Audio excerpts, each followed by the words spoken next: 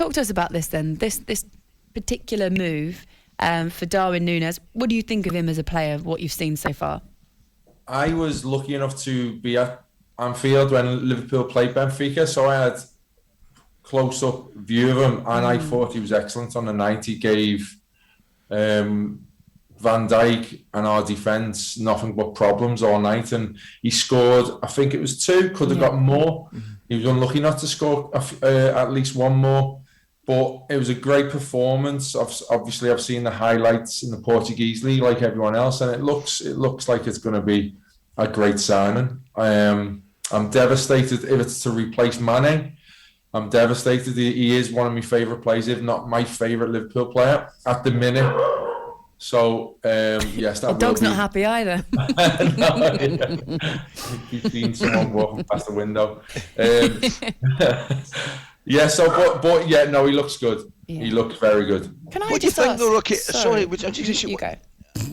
Dino and I were discussing it, and it does look certainly as though one of maybe even two will be leaving, forward players will be leaving Liverpool. But can you see any reason for Sadio Mane wanting to leave Liverpool? I know Bayern Munich are a big club, and I know they'll every chance to win the German Bundesliga. I get all that, but I still find that a strange one, mate. You don't know. Yes, it is surprising. I am surprised. He's in the peak of his powers. And Liverpool's at the peak of their powers, challenging for everything. So you would think a player would want to stay, but you don't know what. Everyone's different. Personalities are different. You don't know what his personal situation is regarding how much he's getting paid, how much he can get paid.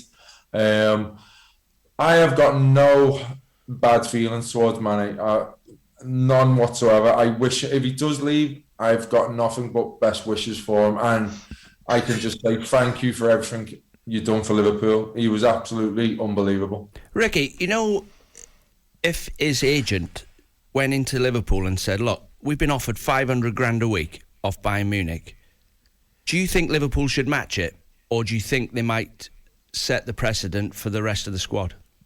No, I don't think they should. We're not Man City, so I trust in the owners. I think since they've come in, they've been brilliant. And obviously, if you give it to one player, there's going to be 3-4 demanding the same.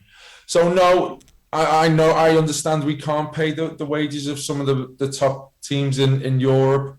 Maybe that might change in the future, but like I said, I trust in the way our clubs run at the minute, and if he can get that somewhere else, like I said, I wish him nothing but best wishes. Yeah. I also want to ask you a little bit about England in the Nations League. I think fans watching have been a little bit disappointed / underwhelmed. What do you think about the performances and any individuals that you've seen so far that you feel like actually quite good?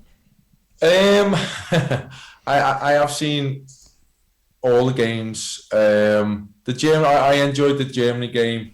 The Italy game was disappointing. The second half was hard to watch. I thought it started off well. First half, the high press, but yeah, you could just tell it was end of the season. All the big names wasn't there. It was a tough game to watch, and it's been a tough.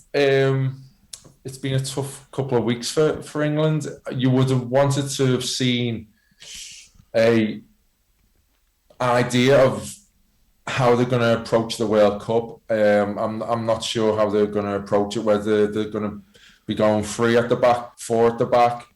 I'm not sure. But I'm disappointed with some of the players who got a chance as well. You've got to take your chances. Like Mason Mount, he had a couple of chances the other night. You've got to put them away. He's not a starter. He's not in the 11. So players like him, Abraham, I thought he done well. He was a little bit frustrated with the service, maybe. Ward-Prowse, I thought he had a steady performance. Hopefully he'll get another chance to prove his worth.